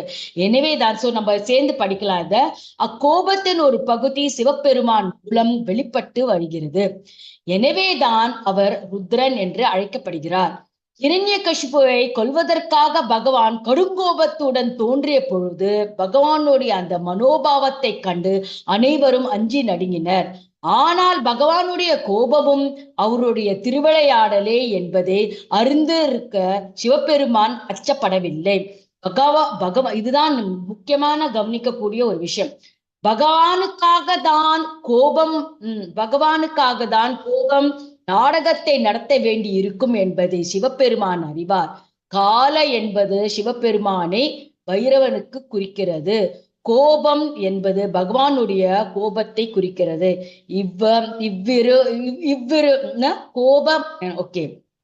இவ்விரு சொற்களும் கோபகால என்று இணையும் போது யுகத்தின் முடிவு என்பதை குறிக்கிறது. பகவான் கோப வேஷத்துடன் தோன்றக்கூடும் என்ற போதிலும் உண்மையில் தமது பக்தர்களிடம் அவர் எப்பொழுதும் அன்பு மிக்கவராகவே இருக்கிறார். அவர் ஒருபோதும் இழிவு அடையாதவரால் அவ்யய ஆத்மா என்பதால் கோபத்துடன் இருக்கும் பொழுது கூட அவர் தமது பக்தர்களிடம் அன்பும் நடந்து கொள்கிறார். ஆகவே பூர்ண சரணாகதியுட அடைந்த பரம பக்தரான பகவானுக்கு அருகில் கொண்டிருக்கும் போது பிரகலாத மகாராஜனும் பாசமுள்ள ஒரு தந்தையும் போல் நடந்து கொள்ளும்படி சிவபெருமான் பகவானுக்கு ஞாபகப்படுத்தினார். ஓகே, சோ அதனால இது ஒரு பெரிய, அதனால அந்த சமயத்துல இந்த மாதிரி ஒரு கதையும் உண்டு. அந்த கோபத்தின் உச்சக்கட்ட நிலையில சிவபெருமான் பகவானுக்கு சேவை செய்யறதுக்கு அவரே அந்த ருத்ரன்ற ரூபத்துல வந்து பகவான் ஹிரண்யகசிபுவை வந்து வதம் பண்ற அளவுக்கு அந்த மாதிரி ஒரு கதையும் இருக்கு. இந்த பர்போட்ல இருந்து நம்ம கண்டுபிடிச்சோம். அந்த மாதிரி விஷயங்கள்னால நம்ம மேற்கொண்டு அடுத்தது இந்திரன் சொல்றார். இந்திரன் எப்படின்னா அவர் என்ன சொல்ல வர்றாருன்னா, இந்த இந்திரன் வந்து அவருடைய பிரார்த்தனை மூலமா என்ன சொல்றாருன்னா வந்து நம்ம எல்லாரும் எனக்கு மோட்சம்ன்றது தானே நம்ம கேட்கணும், எங்களுக்கு மோட்சம் கிடைச்சா போதும் அப்படிங்கிறனால. ஆனா பக்தர்களுக்கு அந்த மோட்சம் கூட ஒரு பொருளா இல்லையா, அது கூட ஒரு அதெல்லாம் ஒரு வரானா, மோட்சம்ன்ற ஒரு வரானா இல்லை. என்னைக்குமே நம்மளுடைய இந்த ஆத்மா வந்து பகவானை என்னைக்குமே நிரந்தரமா சேவை செய்யணும். அதனால இந்த மோட்சம் வந்து ஒரு பெரிய ஒரு வரணே இல்லை, இந்த மோட்சம் கூட எங்களுக்கு வேண்டாம், ஆனா உங்களுக்கு சேவை என்னைக்குமே நித்தியமா செய்யணும் அளவுக்கு இந்திரன் வந்து பிரார்த்திக்கிறார். அதே மாதிரி ரிஷிகளும் அவா லோகத்துல ரிஷி லோகத்துல வந்து எங்களுக்கு என்னைக்குமே ரிஷிகளுடைய பாவம் என்னன்னா எப்பவுமே ஆஸ்டரிட்டி, தபஸ் பண்ணிட்டே இருக்கணும். இந்த தபஸுக்கு மூல காரணம் நீங்க தான் இருக்கணும்னு சொல்லிட்டு, அதனால பகவான் வந்து எல்லாரும் எப்படி சொல்றான்னா, இந்த தபஸ் நாங்கெல்லாம் எதுக்கு தபஸ் பண்றோம்னா எங்களுடைய ஆத்மா தூயமாகணும். அதனால இந்த தபஸ்க்கு உடைய மூல காரணம் என்னன்னா சும்மா இந்த ஆன்மீக உலகத்திலேருந்து விடுவிச்சு போகணும், இந்த சொர்க்கத்தை அடையணும்ன்றது எங்களோட நோக்கம் இல்லை. அந்த மாதிரி தபஸ் பண்ற நேரத்துல எங்களோட தபஸ் எல்லாம் கலைஞ்ச அந்த ஹிரண்யகசிபு இன்னைக்கு வதம் பண்ணிட்டேலே எங்களோட தபஸுடைய இன்னைக்குதான் எங்களோட தபஸுன்னு ஒரு முக்தி கிடைச்சது. எப்படின்னா உங்களுடைய தரிசனம் கிடைச்சது. இனிமே எங்களோட தபஸ் திரும்பியும் நாங்க வந்து இந்த தபஸ் எல்லாம் நாங்க வந்து திரும்பி மேற்கொண்டு உங்களுடைய சேவையை செய்யணும்ன்ற அளவுக்கு நாங்க என்னைக்குமே பிரார்த்தனை செய்யணும், எங்களோட தபஸ் என்னமே பண்ணணும். சோ அதனால நம்மளுக்கு தெரியணும் தர்ம அர்த்த ஆகார நித்ர பயம் மைத்துனம் அப்படின்னு நம்ம நினைச்சிட்டு இருக்கோம். நம்ம வந்து சாப்பிடுறது இதெல்லாம் தான் நல்ல மெட்டீரியல் பாண்டேஜ்னா என்ன, இதெல்லாம் தான் நம்மளுக்கு வேணுங்கிறோம். ஆனா தர்மோஹி தேசம் அதிக விசேஷ. ஒரு பசுக்கும் நரனுக்கும் உள்ள வித்தியாசம் என்னன்னா அந்த தர்மம் என்னன்றதுன்னா அந்த தபஸ் வேணும், இந்த தபஸ்ய குணம் வேணும். பகவான் மேல என்னைக்குமே தியானம் பண்ணணும்ன்ற ஒரு குணம் இருந்தாதான், இல்லைன்னா நம்ம பசுபிஹி சாமானம் தர்மம் ஹி ஹேன இந்த தர்மம் நம்மளுக்கு இந்த தபஸ் இந்த பகவான் மேல ஒரு பிரார்த்தனை தெரியலன்னா நம்மளும் ஒரு பசுக்கும் ஒரு மிருகத்துக்கும் ஒரு வித்தியாசமே இல்லாத அளவுக்கு இருக்கிறோம். அதனால இந்த ரிஷிகள்லாம் அந்த மாதிரி ஒரு தபஸ் பண்ணின்ற அளவுக்கு. ஆனா இந்த இடத்துல இவரும் தான் ஹிரண்யகசிபுவும் தான் தபஸ் பண்ணார். ஆனா அவரோட தபஸ் என்னன்னா, நான் தான் பவர்ஃபுல்லா இருக்கணும், எனக்கு என்னோட எதிரிகள்லாம் இந்த மாதிரி என்னோட கையில இந்த மாதிரி ஒரு வரனால அவளுடைய முக்தி அடையணும் அப்படின்னு. ஆனா நம்மளோட தபஸ் என்ன, எப்பவுமே அந்த மாதிரி நம்மளுக்கு சக்தி இருக்கும், மெட்டீரியல் பாண்டேஜ் இருக்கக்கூடாது, மெட்டீரியல் ஆசை இருக்கக்கூடாது. ஆனா நம்மளுடைய ஆசையெல்லாம் என்னன்னா, நம்மளோட தபஸ் எல்லாம் என்னன்னா, பகவானுக்கு என்னைக்கும் நிரந்தரமா சேவை செய்யணும்னு சொல்ற அளவுக்கு பண்றச்சே. பித்ருலோகத்துல பித்ரு எல்லாம் வந்துடுறாளாம். ஏன்னா அவள் ஸ்ரார்த்தம், அவளுக்கு எப்படி விடிவு கிடைக்கும்னா, நம்ம இன்னைக்கு ஸ்ரார்த்தம் பண்றது, நம்ம இந்த பித்ரு பூஜைகள்லாம் பண்றதெல்லாம் அவளுக்கு கிடைச்ச சாபத்திலேன்னு விடுவிச்சு நிரந்தரமா அவ பகவானுடைய லோகத்துக்கு போறதுக்கோசரம் தான் நம்ம எல்லாரும் அவளோட சந்ததிகள்லாம் இன்னைக்கு நம்ம ஸ்ரார்த்தம் பித்ரு பூஜைகள்லாம் பண்றோம். அவளுக்கெல்லாம் அந்த மாதிரி ஒரு கஷ்டம் என்னன்னா, ஸ்ரார்த்தம் பண்ற இடத்துல ஹிரண்யகசிபுவே போய் அந்த எள்ளெல்லாம் தூக்கி போட்டுருவாரா, பிண்டதானத்தெல்லாம் சாப்பிட்டுருவாரா, அவ்வளவு கொடுமைப்படுத்தி பித்ருகளுக்கும் ரொம்ப கஷ்டப்படுத்தின்றாருக்கு. அவளுக்கெல்லாம் பித்ருகள்லாம் கூட எங்களெல்லாம் கூட இன்னைக்கு காப்பாத்தி மேலும் திரும்பி இந்த ஸ்ரார்த்தம் இந்த மாதிரி சம்ஸ்காரங்கள்லாம் திரும்பி நடக்கிறதுக்கோசரம் நீங்க வழி பண்ணலே பகவானே உனக்கு அனந்த கோடி நமஸ்காரங்கள் சொல்லி இந்த மாதிரி சித்தர்களும் பாடி, அப்புறம் வித்யாதர்களும் பாடி, கிங்கரர்களும் பாடி, நாகர்களும் சொன்னா, நாகர்கள்லாம் என்னோட நாக பத்னிகளெல்லாம் அழிச்சுட்டு போய் ஹிரண்யகசிபு எந்த லோகத்தையும் விட்டு வைக்கலையா, நாகலோகத்துக்கு கூட போயிட்டு அவளெல்லாம் கூட கஷ்டப்படுத்தி அங்க இருக்கிற அந்த நாக பத்னிகள், ஏன்னா நாக பத்னிகள்லாம் யாரு, டிவோட்டிஸ் ஆஃப் கிருஷ்ணா, அவளாரும் கிட்ட இருக்கிற அந்த நாகத்துல இருக்கிற எல்லா அந்த சூடாமணி எல்லாம் தூக்கின்னு போய் ஒளிச்சு வச்சுட்டு ரொம்ப கஷ்டப்படுத்தி எல்லா உயிர் ஜனங்களையும் கஷ்டப்படுத்தி அவ்வளோ கொடுமைப்படுத்தின அந்த ஹிரண்யகசிபுக்கோசரம்.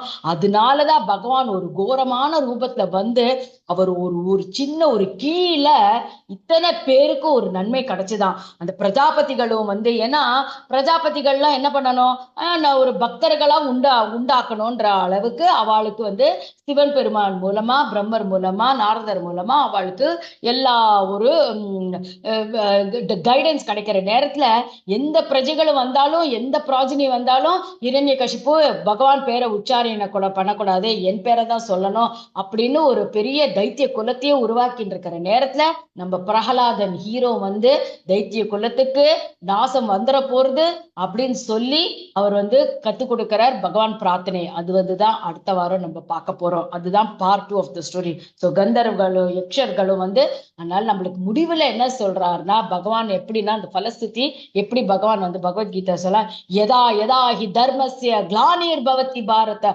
அபியுத்தானம் அதர்மஸ்ய ததாத்மானம் ஸ்ருஜாம்யஹம். எப்போ தர்மம் கொலையறதோ, பக்தர்கள்லாம் கஷ்டப்படுறார்களோ, ததாத்மானம் ஸ்ருஜாமியம், அந்த சமயத்துல நானே பர்சனலா அவதாரம் பண்ணி பக்தர்களை காப்பாத்துவேன்னு சொல்லி பகவான் நிக்கிறார். அதனால இதுல நம்மளுக்கு என்ன தெரியறதுன்னா, ஒவ்வொரு பிரார்த்தனையும் ஒவ்வொருத்தரும் சாரணர்களும், யக்ஷர்களும், பிரஜாபதிகளும், நாகர்களும், பித்ருர்களும், கந்தர்வர்களும், கிங்கரர்களும். கிங்கரர்னா யாரு, இந்த சின்ன சின்ன டெமிகாட்ஸுங்கிறோம் இல்லையா, யாரு வளரும் ஜயா விஜயா, அதுக்கப்புறம் இந்த நவகிரகங்கள், அவளெல்லாம் கூட கஷ்டப்படுத்தி இருக்காளா, அப்படியெல்லாம் கஷ்டம். நீ இப்படி என்ன யமராஜர் நீ இப்படி இருக்கக்கூடாது, சனி பகவான் நீ இப்படி பாடுறதுக்கு பதிலா நீ அப்படி இருக்கணும், செவ்வாயோ தோஷங்கள் எல்லாத்தையும் நிர்தோஷமா ஆக்குற அளவுக்கு ஹிரண்யகசிபு படுத்தி எடுக்கிற அளவுக்கு எல்லாருக்கும் அப்பா இப்பதான் எங்களுக்கு மூச்சே வருது, இப்பதான் எங்களுக்கு சிந்தனையே வருது அப்படின்னு சொல்லி எல்லோரும் பகவானை பிரார்த்தனை பண்ற நேரத்துல அப்படியும் பகவானுக்கு கோபம் அடங்கவில்லை. அதனால அவரோட கோபத்தை அடக்கிறதுக்கோசரம் இப்போ நம்ம பல்லவி மாதாஜி வீட்டுல இருந்து நம்ம நரசிம்ம பிரேயர் பாட போறோம். நமஸ்தே நரசிம்மாயா ஒரு பானகமும் நம்ம காமிக்க போறோம். ஓகேயா லலிதா மாதாஜி, ரெடியா? நான் அந்த நரசிம்ம பாட்டை பாட போறேன். எல்லாரும் தரிசனம் பண்ணுங்கோ, பகவான பிரீத்தி பண்ணுங்கோ. நம்ம பகவான பிரீத்தி பண்ணினாலே நம்மளுக்கு என்னைக்குமே நம்மளுக்கு அந்த ஒரு பீஸ் அண்ட் ப்ராஸ்பரிட்டி கிடைக்கும். அதனால நம்மளுடைய கோல் என்னன்னா பகவான் சாந்தமா இருக்காரான்னு பாக்குறது தான் நம்மளுடைய இது நோக்கமா இருக்கணும். ஹரே கிருஷ்ணா மாதாஜி. சோ இதோ மாதாஜி எங்களோட நரசிம்மர் இது தாமோதர் தேஷ்ல பல்லவி மாதாஜி அழகா அவங்க வந்து இந்த சேவை செஞ்சுன்னு வராங்க. So Mataji, thank you so much. So you can show Aarti and I will sing Namaste Narsimhaya. Thank you, Mataji. Yeah, Mataji. Thank you, Hare Krishna. Namaste Narasimhaya Praladalada Dayine Hiranyakashi Purvakshaha Shilatankanakalaye Nito Narsimha Parato Narsimha Yato Yato Yami Tato Narsimha Bahe Narsimha Hridaye Narsimha Narasimhamadam Sharanam Prapadhe Tava Karakamalabhare Nakam Adbhuta Shringam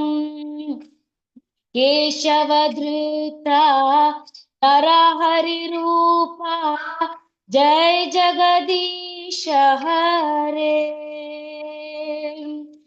Jai Jagadisha Hare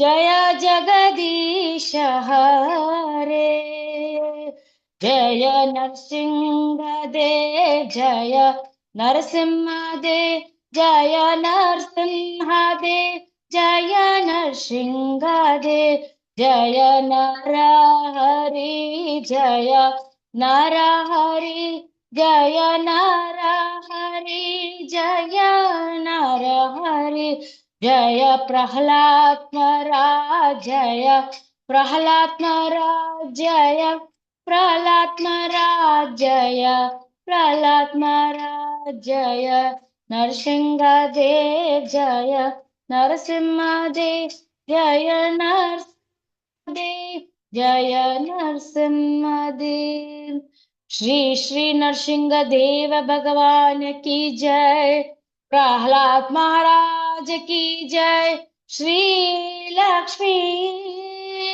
Narasimha ki jai அப்படின்னு நரசிம்ம ஆர்த்தி பண்ணி பிராணகம் காமிச்சு நம்ம பக்தர்கள்லாம் இந்த மாதிரி நரசிம்மரை சாந்தம் பண்ணி நம்ம பகவான மனசுல வேண்டிண்டு என்ன இடையூறுகள் இருந்தாலும் இந்த உக்ரமான நரசிம்மர் சாந்த நரசிம்மரா மாறி பிரஹ்லாதோட ஸ்தோத்திரம் மூலமா சாந்தமா ஆக்குறார். அதுக்கு அப்புறம் என்ன இருக்கு, பிரஹ்லாதரும் ஸ்தோத்திரம் பண்றார், லக்ஷ்மி தேவி பயப்படுறா, அவளும் கிட்டக்க போகல. ஆனா அடுத்த வாரம் நம்ம என்ன பண்ணோம்னா இப்படி இந்த பிரஹ்லாதோட ஸ்தோத்திரம் மூலமா பகவான் எப்படி எதுக்கு சாந்தமானார், இந்த பிரஹ்லாதர் யாரு அப்படின்னு நம்மளுக்கு தெரியறதுக்கு அவர் என்ன அறிவுரைகள் கொடுத்தார், எப்படி தன்னுடைய ஃப்ரெண்ட்ஸ் தன்னுடைய அந்த அசுர குலத்துல இருக்கிற பாக்கி நண்பர்களுக்கு ஒரு ஹித உபதேசம் கொடுக்கிறாரு பிரஹ்லாதர். அதை பத்தி மேலும் நம்மளுக்கு தெரிஞ்சுக்கணும்னா பகவானுடைய லீலைகளை பத்தி என்ன புரியணும்னா அடுத்த வாரம் பிரஹ்லாதோடைய சீர்திருத்த பிரார்த்தனைகளை நம்ம கேட்கறதுக்கு எல்லாரும் அவளோட இருப்பேன்னு நினைக்கிறேன். அது கேட்கணும், அதை படிக்கணும், அதை பை ஹார்ட் பண்ணணும், மெமரைஸ் பண்ணணும். ஏன்னா இதெல்லாம் நம்மளுடைய மைண்டுக்கு அது ரொம்ப சீர்திருத்தமா இருக்கும். நம்மளுடைய இருக்கிற அந்த கன்ஃபியூஷன் அதோடைய அவர் பகவானுடைய பிரபாவத்தை தெரியணும்னா பிரஹ்லாத் பக்தன் மூலமாக நம்மளுக்கு அவருடைய அறிவுரைகள் அவருடைய பிரார்த்தனை தீரணும். சோ மேலும் இன்னைக்கு நம்ம அந்த இன்னியோடைய ஒரு பிரார்த்தனைய முடிக்கிறதுக்கு நரசிம்ம கவச்சத்தையும் படிக்கலாம். முக்கியமான விஷயம் என்னன்னா உங்களுடைய ஸ்தோத்திரமும் எங்களுக்கு இன்னைக்கு ரொம்ப ரொம்ப தேவை. ஒரு பேங்க் பேலன்ஸ் மாதிரி உற்பத்தி ஆக்குறோம். ஏன்னா எங்களுடைய வெரி க்ளோஸ் ஃப்ரெண்ட் ஒரு சின்ன பையன் 20 வயசு உள்ள பையனுக்கு பிரெயின் டியூமர் இன்னைக்கு ஒரு ஆப்ரேஷன் நடந்துட்டு இருக்கு பாம்பேல. அன்னைக்கு என்ன ஆச்சுன்னா போன வாரம் நம்ம நரசிம்ம டிராமா போடுறச்ச நரசிம்ம அவதாரம் நடக்க அது வரலாம் நன்னாதான் இருந்த அந்த பையன். அவன் தான் ஏவி அந்த ஆடியோ விஷுவல் எல்லாம் சரி பண்ணிட்டு இருக்கிற நேரத்துல பகவான் நரசிம்மர் தோன்ற நேரத்துல என்னுடைய பையன் புன்றிக்கு தான் அந்த நரசிம்மர் வேஷம் போட்டு அவன் அப்படி அந்த என்ன ஸ்தம்பத்தை பிளந்துன்னு அவன் அப்படி வந்து அவதாரம் பண்ணி நின்ன உடனே ஸ்டேஜ்ல அப்படியே அவன் மயக்கம் போட்டு கீழே வந்து ஃபிட்ஸ் வந்துடுத்து. அதுக்கப்புறம் ஏதோ பகவானுடைய கருணை தான், அது நிச்சயமா அவரோட கருணை தான் இல்லைங்கல. அப்புறம் டெஸ்ட் பண்றச்சே இன்னைக்கு அந்த டியூமர் வந்து ரொம்ப இம்பார்ட்டன்ட் கிளான்ஸ்ல எல்லாம் பரவி இருக்கு.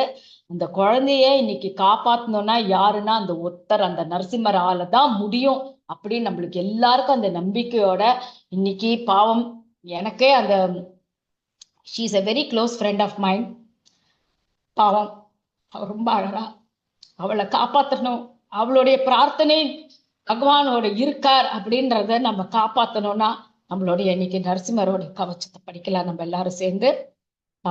அந்த குழந்தை போராடின்னு இருக்கு. Okay, so sorry to be a bit emotional. இன்னைக்கு அந்த நரசிம்ம கவச்சத்தை நம்ம படிக்க போறோம் எல்லாரும். நீங்களும் எல்லாரும் உங்க கூட்டு பிரார்த்தனை மூலமா அந்த குழந்தைய காப்பாத்துறதுக்கு நம்ம ரெடி பண்ணலாம். ஓகேயா? உக்ரம் வீரம் மகாவிஷ்ணும் ஜ்வலந்தம் சர்வதோமுகம் நரசிம்மம் பீஷணம் பத்ரம் மிருத்யோர்மிருத்யும் நமாம்யஹம். जय नरसिंह श्री नरसिंह, जय जय नरसिंहदेव. प्रहलादेशे जय पद्म मुख पद्म भृंग. नरसिंह कवचम वक्ष्ये प्रहलादेनोदितं पुरा.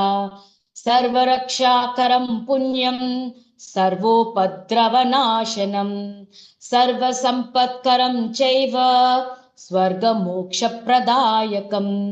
ध्यात्वा नरसिंहं देवेशं हेमसिंहासनस्थितं विवृतास्यं त्रिनयनं शरदिन्दुसमप्रभं लक्ष्म्या लिङ्गितवामाङ्गं विभूतिभिरुपाश्रितं चतुर्भुजं कोमलाङ्गं स्वर्णकुण्टलशोभितं सरोजशोभितो रस्कं रत्नकेयूरमूर्रितं तप्तकाञ्चन सङ्काशं पीतनिर्मलवाससं इन्द्रादिसुरमौलिस्तः स्फुरन्माणिक्यदीप्तिभिः विराजितपदद्वन्द्वं शङ्खचक्रादिहेतिभिः गरुत्मत च विनयात् स्तूयमानं मुदान्वितं स्वहृत्कमलसंवासं कृत्वा तु कवचं पठेत्. नरसिंहो मे शिरः पातु लोकरक्षार्थसम्भवः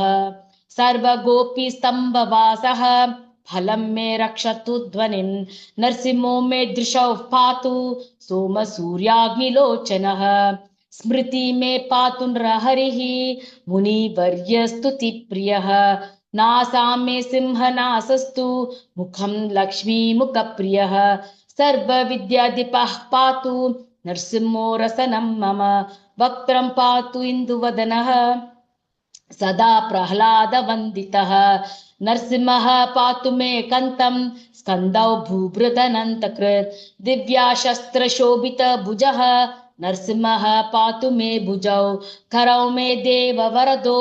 नरसिंहः पातु सर्वतः हृदयं योगी साध्यश्च निवासं पातु मे हरिः. मध्यं पातु हिरण्याक्ष वक्षकुक्षि विदारणः. नाभिं मे पातु नरहरिः स्वनाभि ब्रह्म संस्तुतः. ब्रह्माण्डकोटयः कत्यं यस्यासौ पातु मे कतिं. गुह्यं मे पातु गुह्यानां मन्त्राणां गुह्यरूपदृक्. ऊरु मनोभवः पातु जानूनि नररूपदृक्. जङ्गे पातु धराभर हरत योऽसो नृकेशरी. सुरराज्यप्रदा पातु पादौ मे नरहरीश्वरः. सहस्रशीर्ष पुरुषः पातु मे सर्वसस्तनुं. मनोग्रह पूर्वतः पातु महावीराग्रजोऽग्नितः. महाविष्णु दक्षिणेस्तु महाज्वालस्तु नैर्तितः. पश्चिमे पातु सर्वेषु दिशि मे सर्वतो मुखः. नरसिंहः पातु वायव्यां सौम्यं भूषण विग्रहः. ईशान्यां पातु भद्रो मे सर्वमङ्गलदायकः संसारभयतः पातु मृत्युर्नृकेसरी इदं नरसिंह कवचं प्रह्लादमुखमण्डितं भक्तिमान् यः पठे नित्यं सर्वपापै प्रमुच्यते पुत्रवान् धनवान् लोके दीर्घायुरुपजायते यं यं कामयते कामं तं तं प्राप्नोत्य संशयं सर्वत्र जयमाप्नोति सर्वत्र विजयी भवेत् भूम्यान्तरिक्ष दिव्यानां गृहाणां निर्वारणं विश्चिको रोगसम्भूत विशापहरणं परम् ब्रह्म राक्षसेक्षाणां दूरोच्चारणकारणं भुजे वाताले पत्राग कवचं लिखितं शुभं करमूलधृतं येन सिद्धेयु कर्म सिद्धयः देवासुरमनुष्येषु स्वं स्वम् एव जयं लभेत् एकसन्ध्यं त्रिसन्ध्यं वा यः पठे नियतो नरः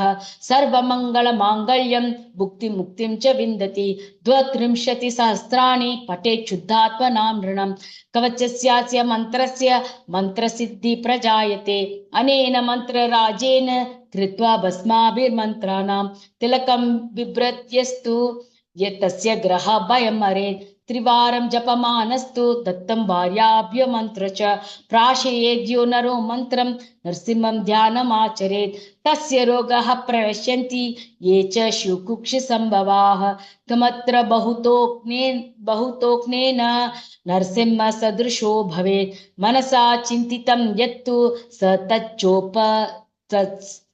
तच्चोप्नोत्य संशयम् उग्रं वीरं महाविष्णुं ज्वलन्तं सर्वतोमुखं नरसिंहं भीषणं भद्रं मृत्युं नमाम्यहं गर्जयन्तं गार्जयन्तं निजभुजपटलं स्फोटयन्तं हतन्तं दीपयन्तं तापयन्तं दिवि भुजिजितं क्षेपयन्तं क्षिपन्तं क्रन्दन्तं रोषयन्तं दिशि दिशि सततं संहरन्तं भरन्तं वीक्षन्तं चूपूर्णयन्तं करनिकरशते दिव्यसिंहं नमामि.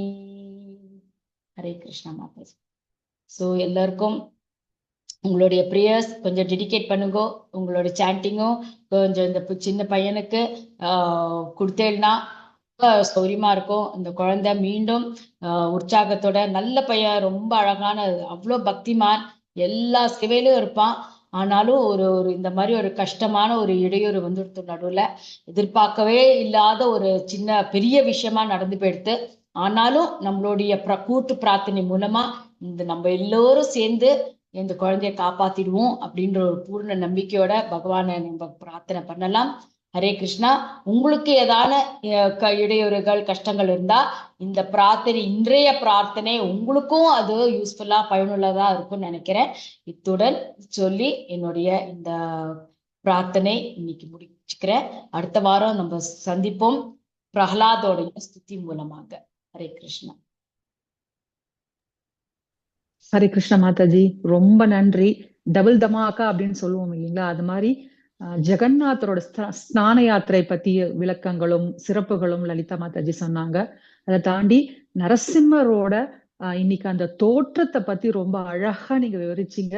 அந்த சீன்குள்ளேயே போயிட்டோம்.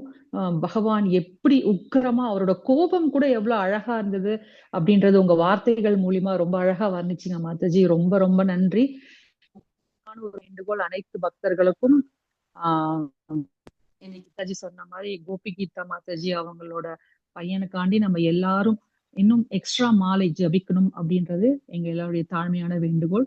ஹரே கிருஷ்ண மாதாஜி, மிக்க நன்றி. அடுத்த வாரமும் உங்களுடைய பிரார்த்தனைகள், உங்களுடைய அந்த பிரஹ்லாத ஸ்துதி கேட்கறதுல ரொம்ப ஆர்வமா இருக்கும். ரொம்ப ரொம்ப நன்றி மாதாஜி. அதே மாதிரி பல்லவி ராதா மாதாஜி அவர்களுக்கும் ரொம்ப கோடி நமஸ்காரம். அழகா பகவானுடைய தரிசனம் எங்களுக்கு இன்னைக்கு காட்டினீங்க. ரொம்ப நன்றி பல்லவி ராதா மாதாஜி. ஹரே கிருஷ்ணா, மிக்க நன்றி மாதாஜி. மாதாஜி, உங்க அனுமதியோட கேள்விகள் சந்தேகங்கள் ஏதாவது இருந்தா எடுத்துக்கலாமா மாதாஜி? பக்தர்களுக்கு சந்தேகங்கள் ஏதாவது கேள்விகள்?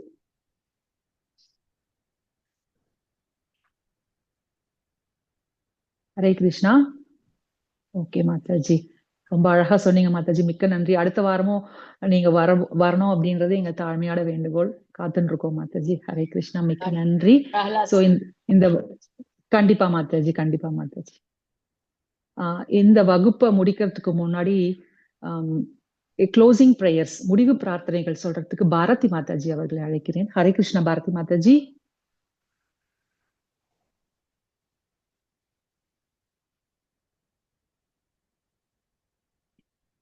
பாரதி மாதாஜி, ஹரே கிருஷ்ணா. हरे कृष्णा, हरे कृष्णा माताजी, ஹரே கிருஷ்ணா மாதாஜி. हरे कृष्णा। हरे कृष्णा। एकं शास्त्रं देवकी पुत्र गीतम्, एको देवो देवकी पुत्र एव, एको मंत्र तस्य नामानि यानि, कर्मापि एकं तस्य देवस्य सेवा, त्वमेव माता च पिता त्वमेव बन्धुश्च सखा त्वमेव विद्या द्रविणं त्वमेव सर्वं मम तेव देव। कृष्णाय वासुदेवाय हरये परमात्मने प्रणत क्लेश नाशाय गोविन्दाय नमो नमः। कृष्णाय वासुदेवकी नन्दनाय च नन्दगोप कुमाराय गोविन्दाय नमो नमः। वसुदेवं सुतं देवं कंसचाणूरमर्दनं, देवकी परमानन्दं कृष्णं वन्दे जगद्गुरुं। कात्यायनी महामाये कृष्णा कात्यायनी महामाये महायोगिनी अतीश्वरी, नन्दगोपसुतं देवी पतिं मे कुरु ते नमः। श्रीकृष्ण चरणं मम दासोऽहं कृष्ण तवस्मि। श्रीकृष्ण चरणं मम दासोऽहं कृष्ण तवस्मि। श्रीकृष्ण शरणं मम दासोऽहं कृष्ण तवस्मि। हरे कृष्ण कृष्ण कृष्ण हरे हरे, हरे राम राम राम हरे हरे। हरे कृष्णा माताजी।